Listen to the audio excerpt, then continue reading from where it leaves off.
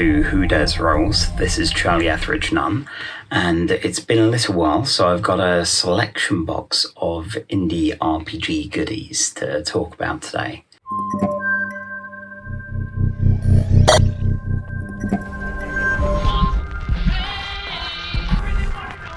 It's a bit more of the same, really. I've been running the Yellow King, which is just winding down now. It's been a really good fun, really ominous and weird kind of art horror RPG. I'll cover it in more depth when we're actually done with it, though. Also, Monster Hearts 2nd edition. Now, Monster Hearts is an old favourite of mine. It's the first Powered by the Apocalypse game that I played. And every time I try and run a one-shot, it becomes a two-shot. Just because we're having so much fun and we're spending a lot of time building the world and a lot of time making the drama. This time I used the Field Trip PDF, which is on itch.io. The Field Trip is a frame, basically, for a session, for a one-shot. What it allows is for you to have the characters out of their depth in somewhere completely different. Because this was a one-shot, we built the world primarily based around the school bus going to Chessington World of Adventures. And, you know, as they say, what happens in Chessington World of Adventures stays in Chessington World of Adventures. In this case, it included a strange enclosure full of ghosts, a strange masked entity that seemed to be making pacts with some of the players and driving others against each other. Also, one of the players encouraged someone to punch a lion, and I don't think I've ever seen that in any RPG, especially Monster Hearts. So, well done, players. Good work there. There's been a wealth of new things that have appeared, primarily through Kickstarter, through Patreon, also through itch.io. So I'm only going to provide a little bit from each of those. First of all, Hardwired Island. What is it? What is Hardwired Island? Well, it's a cyberpunk role-playing game set in a space station which is orbiting Earth. In an alternate 1996, an impact happened. It's seen as Impact 2, the first one, of course, being the one that got rid of all those dinosaurs. And Earth got its shit together, got its shit together, but with a big old asterisk on there. They developed space travel and places to live, so you can go on the moon. And in this case, you can go up onto this station, and it's really interesting. It's incredibly fleshed out. Like, there is massive entry for every single district, for tons of NPCs, for plot hooks, for weird AI in the Dreamers, which are kind of almost more alien in the way they interact. And unfortunately, capitalism still exists. It's still being one of the bigger problems, one of the bigger kind of issues to have to deal with as you're trying to survive day to day on this station. That doesn't work for you unless you are incredibly wealthy. So in this case, you are dealing with things, working together to try and drive down any kind of debts or any financial burdens that you might have, try and get any sort of cybernetic augmentations. And the system, while it's very basic for a book this huge, it places some emphasis in some interesting areas as you get sets of special actions specifically for hacking, for infiltration. It feels kind of like Spycraft 2nd edition's different dramatic encounter actions and systems, but it's all still built into and baked into the main system, so it doesn't feel like, oh yes, we're doing the chase mini game at this point, which I love Spycraft. I wrote for Spycraft. It was good, but I don't like those unnecessary extra mini games. I think I've used them barely ever, but in this case they are plugged in.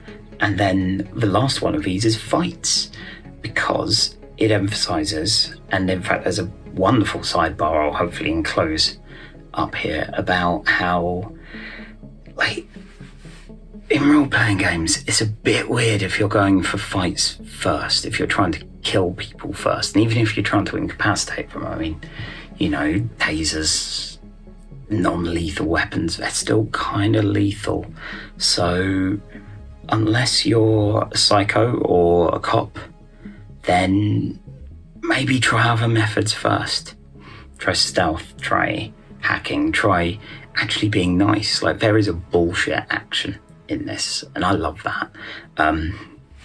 There's also a minimal approach to equipment, but kind of Borderlands-y approach where you can plug in different companies to all of the different weapons, and they do slightly different things.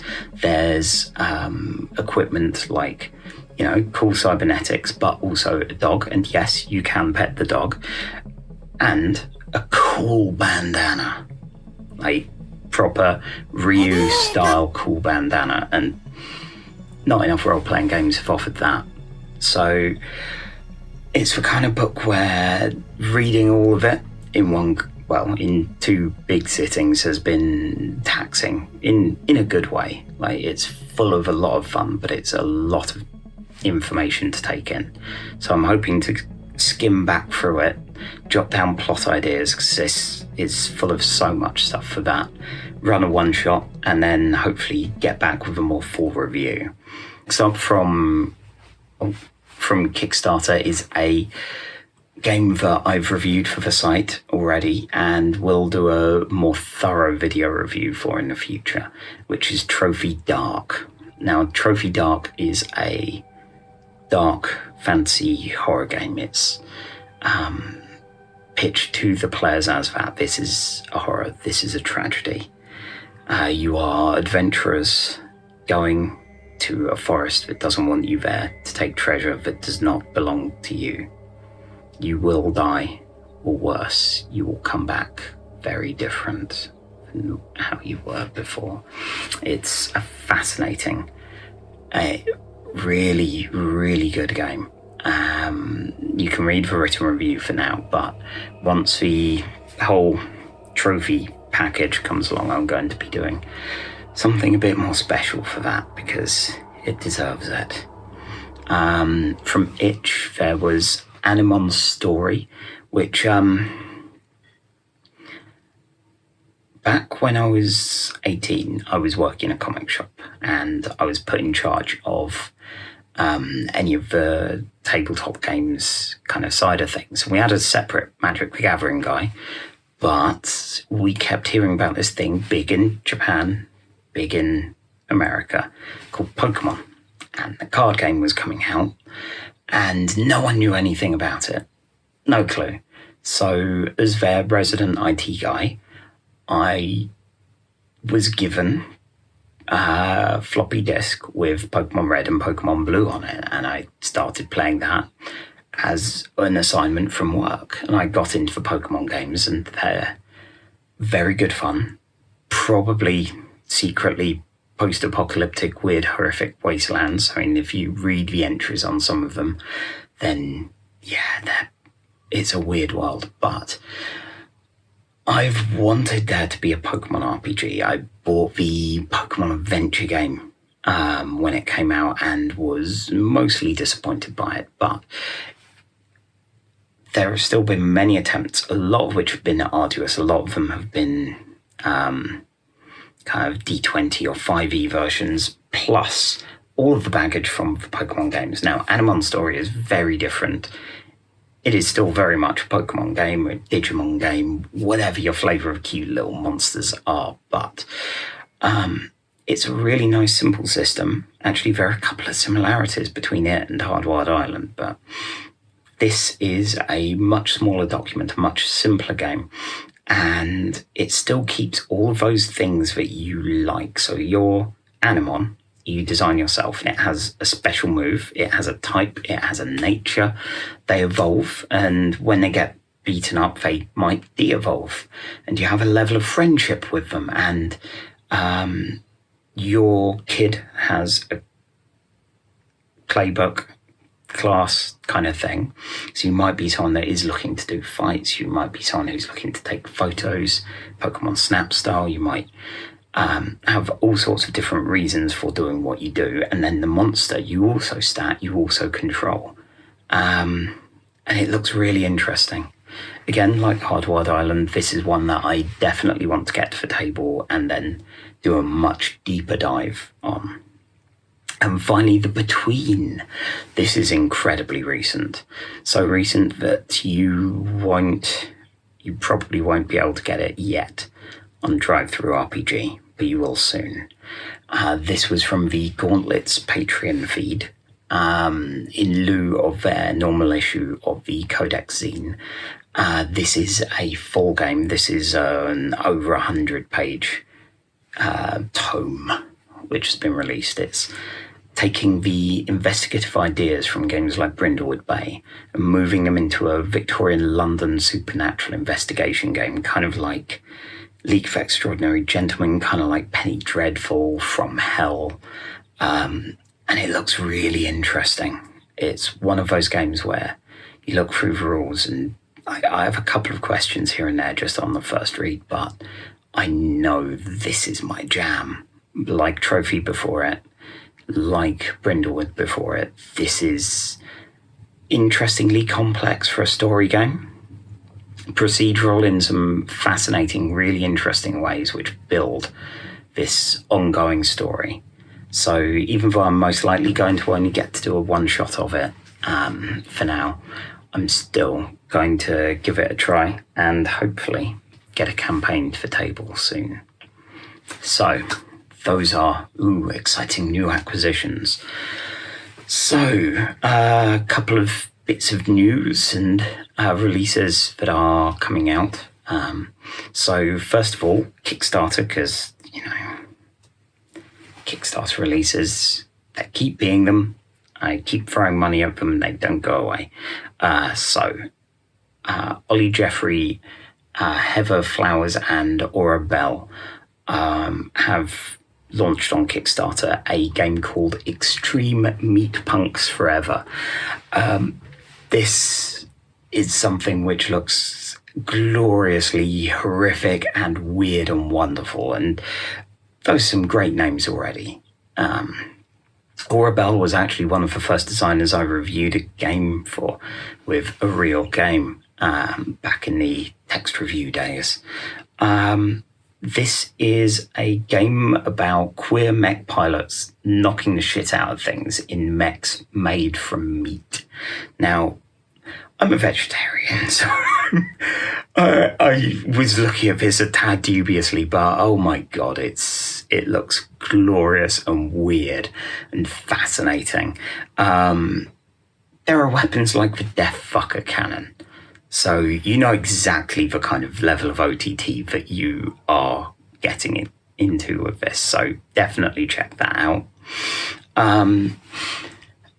As far as Kickstarters which are done, but are getting their way towards fulfillment, the expansion for Spire called Sin is now open for any late pledges to go in and order stuff. The source book itself has a lot of cool ideas, a lot of interesting new classes, and things like the listing of pubs that was shared online a little while ago was fascinating. Now, in addition to the source book itself, there are also things like a revolutionary guide and a GM screen, which Howitt and Taylor haven't been too positive about GM screens, and I get that. But this is going to have, they're releasing one with rules on one side for the GM, of course, and the other side is going to be a crazy person conspiracy board with little images of Drow that you can kind of stick up and put bits of string on and connect to help figure out what's going on as far as conspiracies, mysteries, enemies to take down, anything like that. And that's pretty neat. Let's see, there's also an itch bundle currently for at-risk and homeless youth in Toronto, which not only is a really good cause, this is a bundle of 30 games for $10. It's still working its way towards the current goal and is definitely worth your time to check out. These games include An Altogether Distant River, Hi, I'm Dad, and some solo journaling games, including one about reading Dune, which I've not done. I've seen the film. I've read the third book because it's all we had at my dad's. But I can feel the booing, not only from you, but from my partner elsewhere in the house. I will read Dune, and I might even use this journaling game for it. The final piece of news I've got is a bit positive, but also a bit... Here's yet another villain of the day on Twitter, the usual grist for the mill. So, first of all, positive. Into the Motherlands, an Afrofuturist RPG, is on Kickstarter. I think it's got about a fortnight left, depending on when Mike puts this up. And it's knocked out of the ground funding-wise. I gather there's an actual play for it, and I don't really do actual plays, but it seems to have been incredibly well received, and this has been a really good, really big, really interesting looking Kickstarter project. So far, the system hasn't been mentioned. However, the AP, I believe, uses Cortex, so it's likely to be that unless they can develop their own thing. And that's all cool. The only negative part, and actually something which meant I had to scrap my idea for the next video, which was going to be a paranoia-based one, was James Wallace, who made Paranoia, the new edition. He's like a third for writers, but I think he was the one with the controlling kind of steer on it, which I was going to suggest ways of hacking away from some of that, but he put his oar in. He was like, oh, this is a bit shady, a bit suspicious not having a system on here. And it was pointed out that you've not really said these kind of, I'm just concerned about, say, whiter projects or anything like that. And that's one thing. And then it came to light that with a lot of RPG designers, the author of The World After, which actually I only heard about because it was featured in an art gallery here in Brighton. He was giving a talk, and James Wallace was very much like, who's this person? He's not done huge numbers on drive-through RPG. You shouldn't really listen to people like this. You should listen to bigwigs like me that made SLA Industries and rested. I got those laurels, rested with them for ages.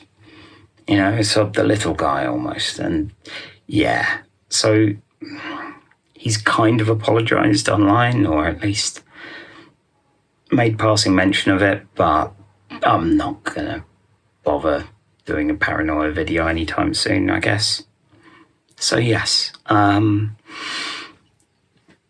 that's pretty much it for me for now. I've got a few other things. I'm going to be recording a Grail Games video to be an RPG counterpart to Mike's one.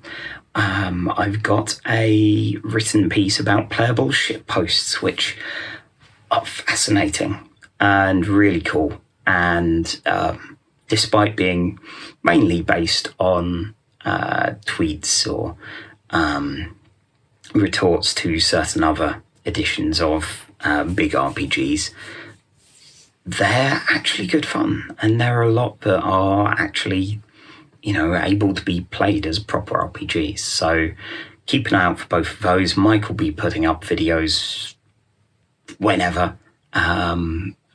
One day we ought to actually organise a schedule for these things, but today's not that day. So if you like this, hit like, subscribe, bell, all of that. There's probably a link to the Patreon as well. I'm only sounding this good because I'm using a microphone bought with the Patreon money instead of my old Rock Band mic. So yay, thanks to people for that. And who knows, maybe I'll actually get proper lighting one day instead of a lamp or a flickery light, which is why I'm all in the gloom today. So that's it from me. See you next time.